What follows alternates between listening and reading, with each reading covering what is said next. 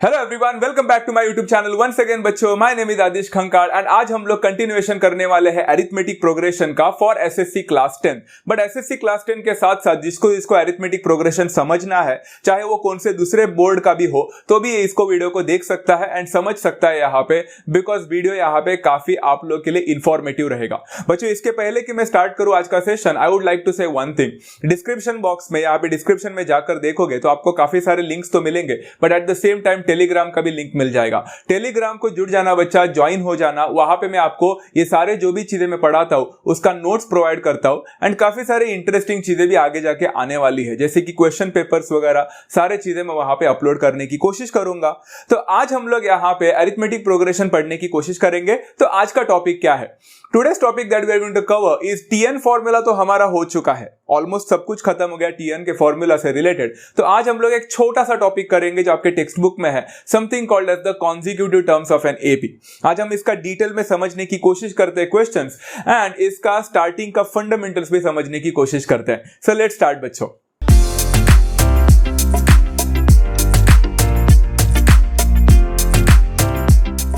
तो सबसे पहले बच्चों कॉन्जिक्यूटिव, यहां पे consecutive terms in an AP की बात हो रही है। अरिथमेटिक प्रोग्रेशन में कॉन्जिक्यूटिव टर्म्स का मीनिंग क्या होता है, उससे पहले हम लोग को यहां पे कॉन्जिक्यूटिव का मतलब समझना बहुत ज्यादा इंपॉर्टेंट है। बच्चों कॉन्जिक्यूटिव का मतलब होता है something that comes one after the another.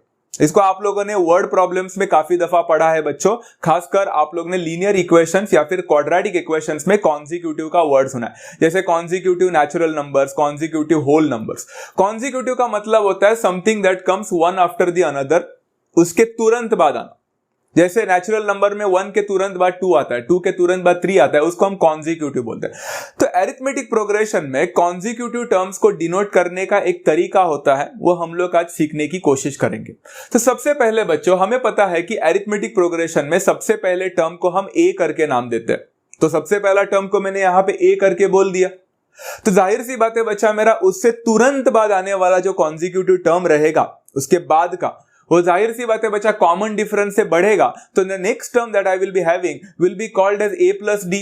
हम लोग ने इसके बारे में सीखा है बच्चों, अगर आपका सबसे पहला टर्म ए रहेगा तो उसके बाद का टर्म कॉमन डिफरेंस से बढ़ेगा तो ए प्लस डी हो जाएगा।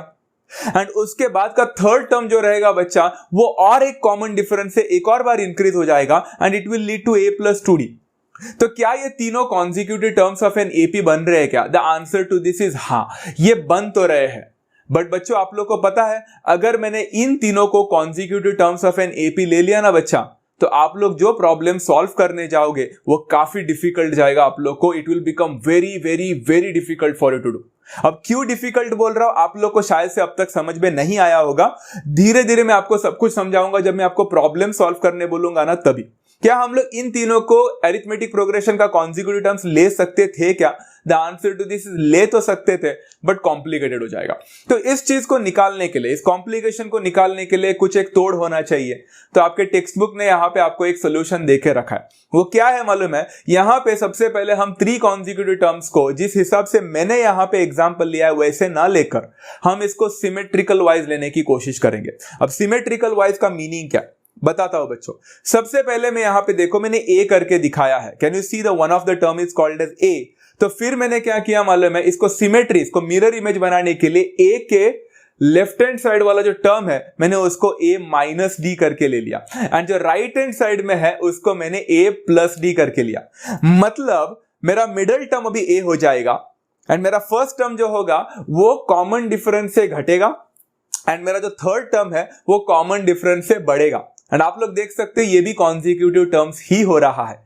एक a माइनस डी है, फिर d से बढ़ गया तो a हो गया, फिर d से बढ़ गया तो a प्लस डी हो गया। आप लोग देख सकते हो बच्चों, पहले वाला एग्जांपल और दूसरे वाले एग्जांपल में तीनों भी कॉन्जिक्यूटिव टर्म्स होने के बावजूद भी आपको सेकंड वाला जो एग्जांपल है वो ज्यादा इजी लगेगा, बिकॉज आप देख सकते हो वहां पे मिरर इमेज हो रहा है। एक माइनस डी है तो दूसरा प्लस डी है, आपको कैंसिलेशंस करने के लिए ये आसान हो जाएगा। आई होप बच्चों आप लोग को ये समझ में आ गया। सिमिलरली बच्चों आप लोग 4 कॉन्जिक्यूटिव टर्म्स के लिए भी एग्जांपल्स ले सकते हो, एंड 4 कॉन्जिक्यूटिव टर्म्स के लिए आपको कुछ याद रखने की जरूरत नहीं है। जो आप लोग ने 3 कॉन्जिक्यूटिव टर्म्स को याद रखा है उसी चीज को बार बार दोहराना है। मतलब first term will be a minus D, दूसरा टर्म हो जाएगा a, तीसरा टर्म हो जाएगा a plus D, the same way जैसे 3 कॉन्जिक्यूटिव टर्म्स था। बट यहाँ पे फोर्थ कॉन्जिक्यूटिव टर्म कौन सा हो जाएगा बच्चा? आपका कॉमन डिफरेंस का एडिशन, मतलब a प्लस डी के बाद हो जाएगा a प्लस 2d। तो क्या होगा बच्चों, अगर मैंने 5 कॉन्जिक्यूटिव टर्म्स बोला तो सेम लिखने का, एक और लिखने का a प्लस 3d करके लास्ट में। 6 कॉन्जिक्यूटिव टर्म्स बोला तो a प्लस 3d के साथ a प्लस 4d हो जाएगा, and this process will go on continuing जब तक आपको सारे कॉन्जिक्यूटिव टर्म्स मिलते नहीं। Very very very simple question है बच्चों। इससे रिलेटेड क्वेश्चन आपको 3 मार्क के लिए आ सकते हैं, तो इसके लिए तैयार रहना। मैं सबसे पहला क्वेश्चन आपके लिए ले लेता हूं बच्चों। The first question that I am going to talk about is practice set 3.3 का, यहां पे क्वेश्चन नंबर 7। एंड वो क्वेश्चन बोलता है बच्चा, in an AP the sum of the 3 consecutive terms is 27 and their product is 504, find the terms.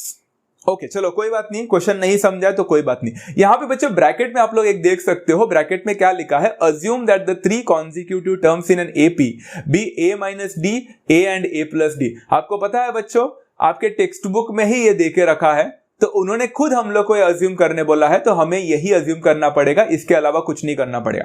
तो एक तरह से अच्छा ही काम करके दिया टेक्स्ट बुक वालों ने। चलो तो यहां पे सॉल्यूशन स्टार्ट करता हूं। The 3 consecutive terms of an AP are a minus d, a and a plus d, because उन्होंने खुद हम लोग को बताया है। सबसे पहला कंडीशन के पास जाने की कोशिश करते हैं, according to the first condition. बच्चों फर्स्ट कंडीशन देखने के लिए आपको सबसे पहला लाइन देखना बहुत ज्यादा इंपॉर्टेंट है, और यहां पे अंडरलाइन करके रखा है। The sum of the 3 consecutive terms is 27। इसका मतलब है कि सारे तीनों consecutive terms को अगर मैं ऐड करता हूं, सम करता हूं, तो वो 27 बनेगा। इसका मतलब क्या? इसका मतलब यह है कि a माइनस डी को अगर मैंने ऐड किया a के साथ, अगर मैंने उसको भी ऐड कर दिया a प्लस डी के साथ, मतलब तीनों कॉन्जिक्यूटिव टर्म्स को अगर मैंने ऐड किया, तो मुझे यहां पे 27 मिलेगा। Very easier thing to understand. अभी आपको पता चलेगा बच्चों क्यों हम लोग 3 कॉन्जिक्यूटिव टर्म्स को इस हिसाब से लेते हैं। चेक करो बच्चों, आप लोग देख सकते हो माइनस डी और प्लस डी कैंसिल हो रहा है, उतना तो आप लोग देख ही पा रहे होंगे बच्चों कि आपका माइनस डी और प्लस डी कैंसिल हो रहा है, and all you have been remaining with is a का वैल्यू। तो a plus a becomes 3a बच्चा, is equal to 27। 3a is equal to 27 तो सॉल्व करना बाय हाथ का खेल है बच्चों। a इज इक्वल टू 27/3 हो जाएगा, एंड सबको पता है बच्चों 27/3 कितना होता है। The answer for this is 9। आपको a का वैल्यू चुटकी भर में मिल भी गया। बट बच्चों अरिथमेटिक प्रोग्रेशन का उसूल है, a का वैल्यू सिर्फ अकेला काफी नहीं होता, एक और वैल्यू निकालना बहुत ज्यादा इंपॉर्टेंट होता है। किसका वैल्यू? यस बच्चों, d का वैल्यू निकालना अभी भी बाकी है। अब d का वैल्यू निकालने के लिए हमें दूसरा कंडीशन उन्होंने देना ही पड़ेगा। तो नेक्स्ट कंडीशन देखते हैं बच्चों, यहां पे कौन से कंडीशन की बात हो रही है। सबसे पहला कंडीशन के बाद according to the second condition, जरा ध्यान से देखो बच्चों, ऊपर लिखा है सम तो हो गया, एक और कंडीशन है देयर प्रोडक्ट इज 504। प्रोडक्ट का मतलब होता है मल्टीप्लीकेशन, मल्टीप्लीकेशन 504। देयर प्रोडक्ट मतलब किसका प्रोडक्ट? तीनों कॉन्जिक्यूटिव टर्म्स का प्रोडक्ट। मतलब इस बार एडिशन नहीं करना है, इस बार मल्टीप्लीकेशन करना है, तो थोड़ा सावधान। तो यहां पे a माइनस डी का मल्टीप्लीकेशन होगा a के साथ, का मल्टीप्लीकेशन होगा a प्लस डी के साथ, एंड इनका प्रोडक्ट जो दिया है वो दिया है 504। Very simple. अब यहां पे थोड़ा सा टेंशन वाली बात है बच्चों, प्रोडक्ट बहुत सारा हो रहा है, तो प्रोडक्ट का क्या करे? सारे नंबर्स को मल्टीप्लाई करे, सारे वेरिएबल्स को मल्टीप्लाई करे, या कांस्टेंट को यहां पे सब्स्टिट्यूट करे? फिलहाल कुछ मत करना, जरा 8th स्टैंडर्ड का दिमाग लगाना बच्चों। आप लोग यहां पे देख सकते हो a माइनस डी करके दिख रहा है, अंडरलाइन किया है, एंड a प्लस डी करके दिख रहा है। आप लोग को एक फॉर्मूला याद है बच्चा, हम लोग ने 8th स्टैंडर्ड में पढ़ा था अलजेब्राइक आइडेंटिटी में, which was something called as a plus b a minus b, and a plus b a minus b का फॉर्मूला था a square minus b square. कुछ याद आ रहा है? ग्रेट। तो यहां पे a square minus b square हो जाएगा बच्चा a square minus d square, because वहां पे d है, एंड और एक a मेरा ऑलरेडी वहां पे था, उसको वैसे ही रखो, इज इक्वल टू 504। बच्चों तो आप लोग को ये सारे चीजें समझने के लिए 8th स्टैंडर्ड का अलजेब्रिक आइडेंटिटी समझना बहुत ज्यादा इंपॉर्टेंट है, उस पर थोड़ा फोकस भी करना।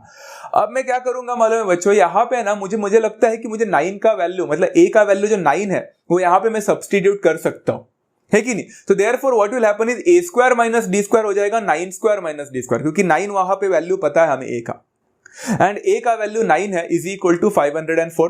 सबसे पहले मैं क्या करूंगा मालूम है, 9 स्क्वायर माइनस डी स्क्वायर मतलब 81 माइनस डी स्क्वायर लिख सकता हूं, बिकॉज 9 का स्क्वायर 81 होता है।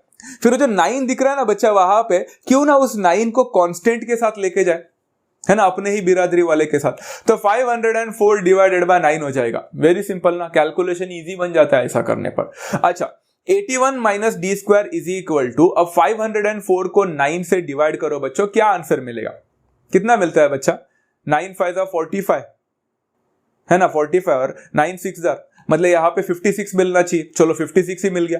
अब 56 मिलने के बाद मुझे यहाँ पे डी स्क्वायर का वैल्यू चाहिए, तो डी स्क्वायर तो है माइनस डी स्क्वायर में, तो क्यों ना माइनस डी स्क्वायर को वहां पे शिफ्ट करे एंड 56 को यहाँ पे लेके आए। मतलब क्या हो जाएगा 81 minus 56 is equal to positive d square हो जाएगा। एंड सबको पता है बच्चा डी स्क्वायर का वैल्यू कितना मिलना है, 81 माइनस 56 यहाँ पे मिलता है बच्चा 25।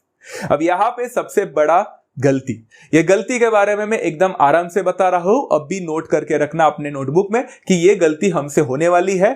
I will never utter that mistake again. तो यहाँ पे हम लोग क्या करने वाले हैं बच्चा, डी स्क्वायर का वैल्यू अगर 25 है तो स्क्वायर रूट लेने तो हम लोग लेते तो है, बट डी स्क्वायर का स्क्वायर रूट जब हम लेते हैं तो हमें लगता है 25 का स्क्वायर रूट 5 होता है। क्वाड्रेटिक इक्वेशन आपने अच्छी तरह से पढ़ा है, भूलना मत कि जब भी हम लोग स्क्वायर रूट लेते हैं तो उसका सिर्फ एक ही पॉसिबल सॉल्यूशन नहीं, दो पॉसिबल सॉल्यूशंस आने के चांसेस होते हैं। तो यहाँ पे डी का वैल्यू जो होगा that will not be only 5, it will be a positive as well as a negative 5। Please please please मत भूलना बच्चों, आपके सिली मिस्टेक के आपका मार्क्स जाने का चांसेस ज्यादा है।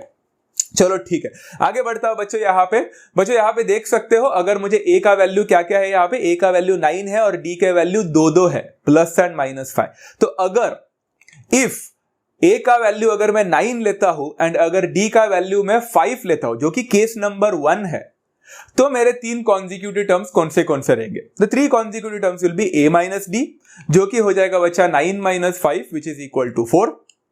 दूसरा कॉन्जिक्यूटिव टर्म था बच्चा a which is equal to 9 itself, and तीसरा कॉन्जिक्यूटिव टर्म था बच्चा a plus d which is equal to 9 plus 5 which is equal to 14। So this could be one of the possibilities, ये एक possibility हो सकता है। बट इफ a का value 9 ही होकर d का वैल्यू अगर मैंने 5 के जगह पे -5 लिया होता तो मेरे कॉन्जिक्यूटिव टर्म्स क्या होते, ये भी तो लिखना पड़ेगा, बिकॉज d का वैल्यू -5 भी तो हो सकता है। तो a प्लस डी क्या हो जाएगा, आई एम सो सॉरी, सबसे पहले हम a माइनस डी निकालेंगे। a माइनस डी क्या हो जाएगा बच्चों, it will become 9 minus of 5, because d का वैल्यू -5 है, तो इट विल बिकम 9 प्लस 5 हो जाएगा which will give me the answer as 14। फिर a का वैल्यू तो ऑब्वियसली 9 ही है, उसका तो टेंशन नहीं है। फिर a प्लस d का वैल्यू क्या हो जाएगा, 9 plus of -5 which will give me the answer as 9 minus 5 which is equal to obviously 4। तो आप लोग को यहाँ पे आंसर मिल चुका है। क्या आप लोगों ने एक पैटर्न देखा है बच्चों, यहाँ पे जो आंसर आपको मिला है, 3 कॉन्जिक्यूटिव टर्म्स मिले हैं दोनों कंडीशन में, आप लोगों ने एक पैटर्न देखा होगा कि आंसर एक्चुअल में दोनों में सेम ही मिल रहे हैं, सिर्फ इतना है कि दोनों का जो ऑर्डर है वो चेंज हो रहा है। जैसे आप लोग देख सकते हो, therefore the required arithmetic progression के 3 कॉन्जिक्यूटिव टर्म्स जो है वो या तो होंगे 4, 9 एंड 14, और वो होंगे 14, 9 एंड 4। तो आप लोग देख सकते हैं सेम है, बट इसको सेम कंसीडर नहीं कर सकते बिकॉज अरिथमेटिक प्रोग्रेशन में सीरीज वाइज जो हम लोग जाते हैं वो अलग अलग होगा, तो उसको अरिथमेटिक प्रोग्रेशन अलग अलग माना जाता है। तो 4, 9 and 14 and 14, 9 and 4 are 2 different arithmetic progressions. ये याद रखने की कोशिश करना एंड समझो। ठीक है बच्चों, ये क्वेश्चन सबको समझा, 3 मार्क का क्वेश्चन था, थोड़ा लेंथी जरूर था बट इजी है। चलो एक काम करते हैं, थोड़ा सा इस चीज को आगे बढ़ाने की कोशिश करते हैं, क्योंकि अभी 3 कॉन्जिक्यूटिव टर्म्स के जगह पे 4 कॉन्जिक्यूटिव टर्म्स लेने की कोशिश करते हैं। सो प्रैक्टिस सेट 3.3 का क्वेश्चन नंबर 8 है ये। Find the 4 consecutive terms in an AP. यहां पे लिख के रखा बच्चा ब्रैकेट में कि assume that the 4 consecutive terms are a minus d, a plus d and a plus 2d। यहां पे a प्लस 2d एक एक्स्ट्रा टर्म आ चुका है बिकॉज 4 कॉन्जिक्यूटिव टर्म्स है। अच्छा, कंडीशन को समझने की कोशिश करते हैं according to the first condition. Find the 4 consecutive terms in an AP whose sum is 12। Whose sum is 12 का मतलब क्या होता है, मतलब ये सारे के सारे चारों कॉन्जिक्यूटिव टर्म्स का मैंने अगर एडिशन किया तो वो 12 मिलना चाहिए। चारों कॉन्जिक्यूटिव टर्म्स का एडिशन करो, a माइनस डी सबसे पहला टर्म है, plus a plus D plus a plus 2d, सारे चीजों का एडिशन कर लिया एंड वो 12 देना चाहिए, ऐसा उन्होंने कंडीशन देके रखा है। अभी ना बच्चे यहाँ पे कैंसलेशन तो हो रहे हैं बट सारे कैंसलेशन नहीं हो रहे हैं, जरा ध्यान से देखो। अगर आप लोग ने देखा ना बच्चा यहाँ पे, तो सबसे पहले सारे a को देखो, a plus a plus a plus a, वो हो जाएगा बच्चा 4a। फिर आप लोग d को जरा ध्यान से देखोगे तो 1 माइनस डी दूसरे प्लस डी के साथ तो कैंसल तो हो रहा है, बट एक और डी वाला पार्ट रह रहा है हमारा, वो है plus 2d is equal to 12। बच्चों आपको पता है इस पर्टिकुलर चीज में आप लोग थोड़ा सा कंफ्यूज हो सकते हो, शायद से मुझे कमेंट बॉक्सेस में बोल भी सकते हो, तो आपके पूछने से पहले मैं आपको बताने की कोशिश करता हूं। आपको नहीं लगता बच्चा 4a + 2d = 12 को मैं और सिंप्लीफाई कर सकता था, इसको मैं डिवाइड थ्रू आउट बाय 2 कर सकता था एंड एक नया इक्वेशन बना सकता था जो कि छोटा हो, कर सकता था ना, कि मैंने यहां पे नहीं किया है बच्चों। सो डरना मत, आप लोग चाहो तो करके आ सकते हो। There are various methods to do mathematics. आप लोग चाहो तो डिवाइडिंग थ्रू आउट बाय 2 करके इसको छोटा सा इक्वेशन बना के ट्राई कर सकते हो। ओके बच्चा, एंड मुझे कमेंट बॉक्स में बता सकते हो कि आपने ट्राई किया। यहां पे मैंने इसको इक्वेशन नंबर 1 कर दिया, मैंने सिंप्लीफाई नहीं किया। अगर आपको सिंप्लीफाई करना है प्लीज जाकर करना। ओके, दूसरा कंडीशन यहां पे क्या, according to the second condition. Second condition बोलता है बच्चों, जरा ध्यान से देखो, the sum of the third and fourth term is 14।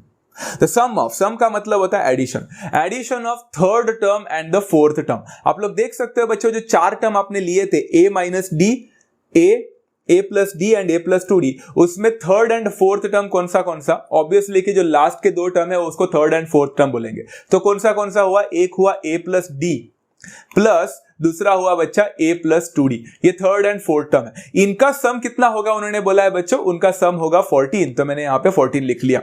Very easy thing to understand, समझा बच्चा। चलो यहां पे कुछ कैंसलेशन तो नहीं हो रहे हैं, तो कैंसलेशन नहीं हो रहा है इसलिए ऐड करते हैं डायरेक्टली। a + a बनेगा बच्चा 2a, d + 2d बन जाएगा बच्चा 3d = 14। आप इसका कुछ नहीं कर सकते, इक्वेशन नंबर 2 करके मार्क कर सकते थे, बट यहां पे इक्वेशन नंबर 2 मार्क करने के बाद अगर आप लोग देखोगे तो मैंने तो पिछले वाले इसमें सिंप्लीफाई नहीं किया था, तो अब मुझे कुछ ना कुछ तो करना पड़ेगा। तो मैंने क्या किया मालूम है, आप लोग इक्वेशन नंबर 1 को डिवाइड करने की कोशिश कर रहे थे, मैंने क्या किया मालूम है, यहां पे इक्वेशन नंबर 1 और इक्वेशन नंबर 2 में a का कोएफिशिएंट 4 एंड 2 है, तो मैंने मल्टीप्लाइंग इक्वेशन नंबर 2 को 2 से किया। देखो बच्चों, आफ्टर ऑल सेम ही होता है, चाहो आप इक्वेशन नंबर 1 को सिंप्लीफाई करके उसको छोटा बनाओ या इक्वेशन नंबर 2 को बड़ा करके उसको करो। यहां पे बड़ा करना ऑब्वियसली मैं नहीं चाहता कभी कोई करे, बट ये छोटे छोटे नंबर है तो बड़ा करना इतना भी कुछ प्रॉब्लम नहीं होगा। तो multiplying equation number 2 by 2 will lead to the answer as 4a + 6d = 28। फिर आप देख सकते हो इक्वेशन नंबर 3 मार्क करने के बाद आपके पास यहां पे 2 इक्वेशन हो चुके हैं, equation number 1 and equation number 3, जिनके कोएफिशिएंट सेम है a का, साइन भी सेम होने की वजह से हम सब्ट्रैक्ट करेंगे, सब्ट्रैक्टिंग 1 from 3। सब्ट्रैक्टिंग 1 from 3 मतलब थर्ड इक्वेशन को पहले रखो, फर्स्ट इक्वेशन को बाद में, फिर सॉल्व करना। यहां पे सारे साइन नीचे के चेंज होंगे, plus will become minus, minus and minus again. 4a and 4a cancel हो जाएगा, 6d - 2d जो है वो आपको 4d देगा एंड 28 - 12 आपको 16 देगा।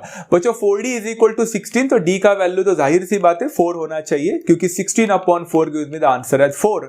मुझे यहां पे d का वैल्यू मिल चुका है।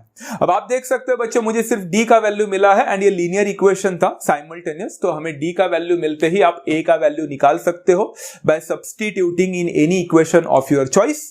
मैंने सब्स्टिट्यूट किया d = 4 in equation number 1 because मुझे वो सबसे ज्यादा इजी लगा।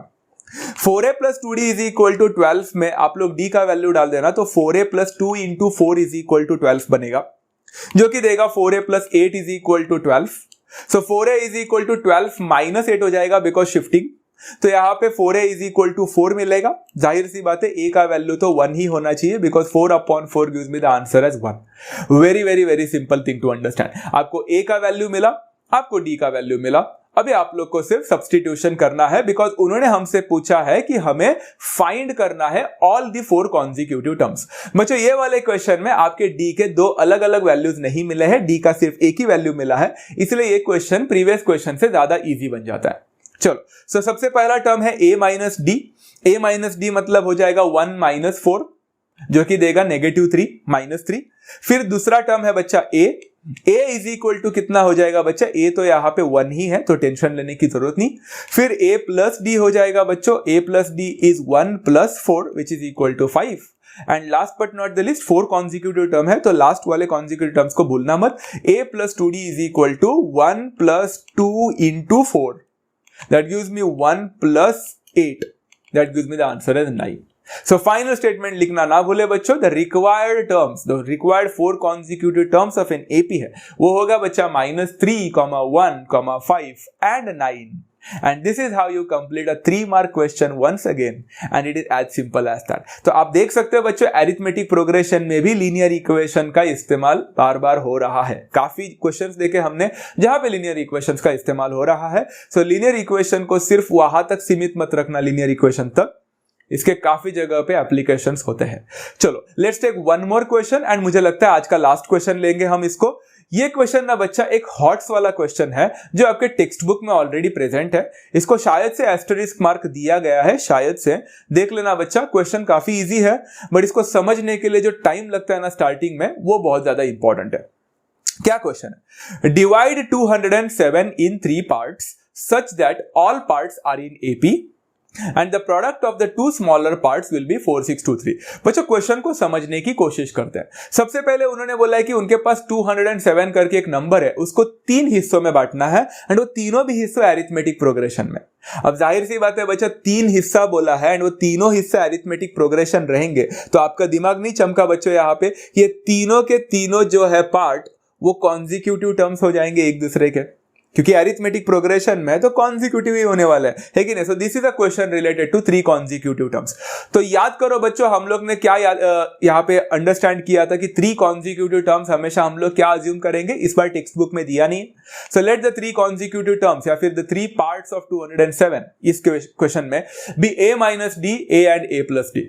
बट इसके बाद में बच्चों इन्होंने कुछ कंडीशन ही नहीं दिया है, इन्होंने कंडीशन दिया नहीं है, बट यहां पे सबसे पहला लाइन देखो बच्चों, डिवाइड 207 इनटू 3 पार्ट्स। तो आपको नहीं लगता बच्चा, अगर मैंने बोला कि चलो ये मेरा रिमोट जो है वो 207 सेंटीमीटर का है एंड मैंने इसको 3 पार्ट में डिवाइड किया एंड ये अरिथमेटिक प्रोग्रेशन बन रहा है, तो आपको नहीं लगता बच्चा ये हिस्सा और ये हिस्सा, मतलब तीनों हिस्सों को अगर मैं ऐड करता हूं तो 207 बन जाता है? तो यहां पे इन्होंने सम ऑफ द थिंग्स या कुछ भी नहीं दिया है, आप लोग को दिमाग लगाना था, आपको लॉजिक अप्लाई करना था। तो कहना है इसे बच्चा a माइनस डी जो कि सबसे पहला पार्ट है, हिस्सा है, उसके साथ दूसरा हिस्सा जो a है एंड तीसरा हिस्सा जो है a प्लस डी, इन तीनों को अगर मैं ऐड करता हूं तो मुझे टोटल 207 करके नंबर मिल जाता है। ये कंडीशन को आपको समझना था। Minus D plus d cancel हो जाएगा, a plus a becomes 3a बच्चों इज इक्वल टू 207। नंबर थोड़े बड़े हैं, सॉल्व करते वक्त जरा संभाल के। यहां पे a is equal to 207 divided by 3 होगा। 3 6 जार 18 होता है, 2 बचेगा, 3 9 जार 27 होता है। मुझे लगता है a का वैल्यू 69 मिलना चाहिए। चलो छुटकी भर में आंख बंद करके a का वैल्यू तो मिल गया। अब जरा d के वैल्यू में जरा संभल के बच्चों, यहां पे according to the second condition उन्होंने कुछ तो लिख के दिया है बच्चों, देखो मैं आप लोग को यहां पे अंडरलाइन करके बता देता हूं। The product of the 2 smaller parts will be 4623। बच्चों 207 के 3 हिस्से थे, अब उसमें उन्होंने 2 स्मॉलर पार्ट्स बोला है, तो जाहिर सी बात है बच्चे यहाँ पे 2 स्मॉलर पार्ट्स कौन से होंगे?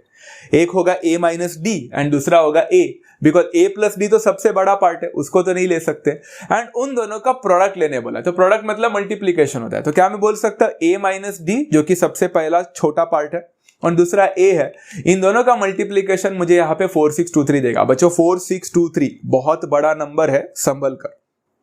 यहां पे मैं क्या करने वाला हूं, I am going to substitute the value of a as 69 directly. तो 69 माइनस d हो जाएगा मल्टीप्लाइड बाय 69 हो जाएगा इज इक्वल टू 4623। अब जरा संभाल कर बच्चों, यहां पे 69 को ब्रैकेट के साथ मल्टीप्लाई करने की कोशिश ना करें, अगर आप करोगे तो 69 इंटू 69 बहुत मुश्किल हो जाएगा। इससे अच्छा है कि आप लोग 69 माइनस डी को वैसे ही रखकर वो दूसरा वाला जो 69 है उसको 4623 के यहां पे शिफ्ट कर देना। बच्चों ये वाला पार्ट आपको थोड़ा सा डिफिकल्ट जा सकता है, बट ये कैलकुलेशन बहुत सिंपल है। आप चाहो तो 23 के टेबल से जा सकते हो, आपको मिल जाएगा इसका आंसर बच्चा। तो 69 minus d is equal to, इसको कैसे करना है तो 23 के टेबल से जाओ, आपको आंसर मिल जाएगा। इसका आंसर 67 मिल जाता है। अगर आपको नहीं मिलता है तो आप लोग मुझे पूछ सकते हो कि क्यों नहीं मिला, कैसे प्रॉब्लम है, क्या है, you can ask me. Okay, इसका आंसर 67 मिलना चाहिए। अब 69 minus d is equal to 67 मिलने के बाद मैंने क्या किया मालूम है, 67 को यहां पे लेके आया, तो 69 माइनस 67 हो गया is equal to minus d वहां पे लेके गया तो प्लस डी हो गया। अब सबको पता है बच्चों 69 माइनस 67 तो पॉजिटिव 2 होता है, तो d का वैल्यू यहां पे मुझे 2 मिलेगा। चलो a का वैल्यू मिल चुका, d का वैल्यू मिल चुका, आराम से अभी हम लोग 3 पार्ट्स निकाल सकते हैं। तो 207 के 3 पार्ट्स निकालने बोला है, तो सबसे पहला पार्ट होगा बच्चा a minus d, a minus D हो जाएगा बच्चों, a का वैल्यू है 69 माइनस d का वैल्यू 2 है, तो 69 माइनस 2 बिकम 67। a का वैल्यू दूसरा पार्ट हम लोग को निकालना है, a का वैल्यू हो जाएगा 69 जो कि ऑलरेडी दिया है, टेंशन नहीं। एंड तीसरा पार्ट है बच्चा a प्लस डी, तो a प्लस डी है बच्चा 69 प्लस 2 दैट इज 71। एंड हमें यहाँ पे तीनों पार्ट्स मिल चुके हैं बच्चों। So the final thing I could write over here is the 3 parts of 207 भी लिख सकते थे आप लोग, मेरे नहीं लिखा, आप लोग लिख लो। The 3 parts of 207 are 67, 69 and 71 respectively and it is as simple as that। तो आप लोग देख सकते हो बच्चों कॉन्जिक्यूटिव टर्म्स के क्वेश्चन इतने भी डिफिकल्ट नहीं होते हैं। आपके टेक्स्ट बुक में टोटल 4 क्वेश्चन है बच्चों कॉन्जिक्यूटिव टर्म्स के, मैंने आज 3 इसीलिए लिए बिकॉज एक और क्वेश्चन जो कॉन्जिक्यूटिव टर्म का है वो वर्ड प्रॉब्लम से रिलेटेड है, तो मैंने सोचा कि उसको वर्ड प्रॉब्लम के टाइम आप लोग को एक साथ ले लेते हैं ताकि आपको एक सेशन मिल जाएगा वर्ड प्रॉब्लम का। सो उस टाइम तक भूल मत जाना बच्चा अरिथमेटिक प्रोग्रेशन के कॉन्जिक्यूटिव टर्म्स को। एक कारगिल वाला क्वेश्चन आने वाला है, वहां पे आप लोग को फिर से कॉन्जिक्यूटिव टर्म्स का इस्तेमाल करना है। सो मुझे आशा करता हूं बच्चों आज का सेशन आपको पसंद आया होगा एंड आपको समझ में आया होगा। इसको शेयर करना ना भूले बच्चों to all your friends and your जितने भी आपके दोस्त हो या कोई भी फैमिली के मेंबर हो, उनके स्टूडेंट्स होंगे या उनके बच्चे होंगे, जो भी होंगे सबको भेजना बच्चा। एंड लाइक करना इस सेशन को अगर आपको पसंद आए, सब्सक्राइब करके नोटिफिकेशन बेल को दबाना ना भूले बच्चों। मिलते हैं बच्चों कुछ नए सेशन के साथ, एसएन फॉर्मूला के साथ इन आवर नेक्स्ट सेशन। तब तक do take care of yourself, love you all, thank you so much, bye bye, take care.